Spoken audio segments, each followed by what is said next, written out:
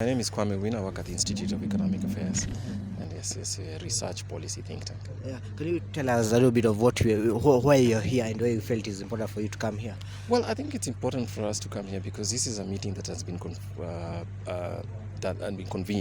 by the Okoa Uchumi, which is a coalition of civil society groups, and it's a stock taking, asking ourselves what's happening to the state of the economy and how is the debt and the dynamics of debt driving some of the pressures that Kenyans are feeling today in terms of cost of living, but also in terms of the government services that are in many places missing. The creditors are calling in the sense that some of the debts we are paying today are debts that were picked up, rather some of the payments we're making today are for debts that were picked up about 6 or 7 years ago.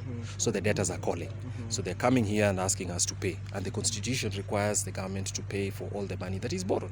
So in paying for that money, it is facing pressure because at the same time, the shilling has depreciated.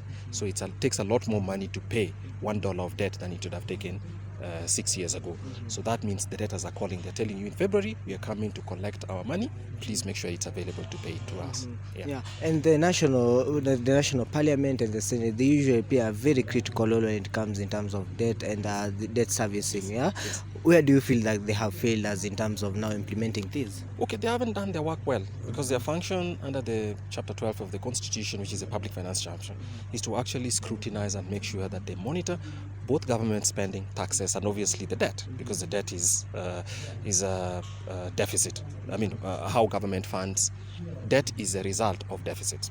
So Parliament haven't done a really good job in terms of scrutinizing, anticipating the kind of pressures that we have today. And part of that has been because the Parliament is very partisan.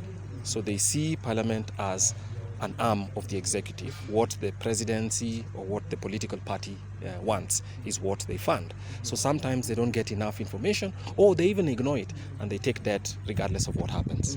And this we see it was reflected through the budget that was passed, yeah. Yes. And it was passed by some say forcefully because the president said that if you are not going to force it, there must be a consequence, yeah. Yes. What effect does it have on our people of Kenya and the citizens of Kenya? Well, I think it does, because you saw they wanted to spend, the new executive or government wanted to spend more money. They asked Parliament to pass higher taxes, to raise taxes, and Parliament passed the tax rates. So government raised taxes for income, they doubled the taxes for fuel, and Parliament approved. So in Parliament approving, they are part and are responsible for some of the pressures that Kenyans feel today. So they must take responsibility as well. Then what would be your recommendations to Parliament? Because they seem they are not acting according to the voices of the people. They are working according to the voices of the president. What would be your suggestion? I think it's not one thing, but we hope that parliamentarians through their committees read the Chapter 12 of the Constitution properly. They need to know that Kenyans are unwilling or unprepared to take more taxes because it's not possible. People are losing jobs and stuff like that. And to have a more reasonable budget document. And when the executive comes with spending, Parliament needs to take its authority as a budget-making arm of government and actually prepare a more modest budget than what we see today. So the spending that is taking place, the new spending that is taking place, is resulting in more taxes, and that obviously is something that Kenyans are unprepared to take. Yeah. We have seen that there have been conversations. The final questions as we wrap up here. We have seen there have been conversations between now setting the debt, the debt ceiling from a percentage, from a number now to a percentage. A percentage that you have already surpassed. Yeah. Do you think that this one is going to bring change, and is it effective, or is it important to change it to a percentage? No, it's not useful, to be honest, because it's been changed in the last few years almost 4 times. From a percentage, you change it to a nominal number.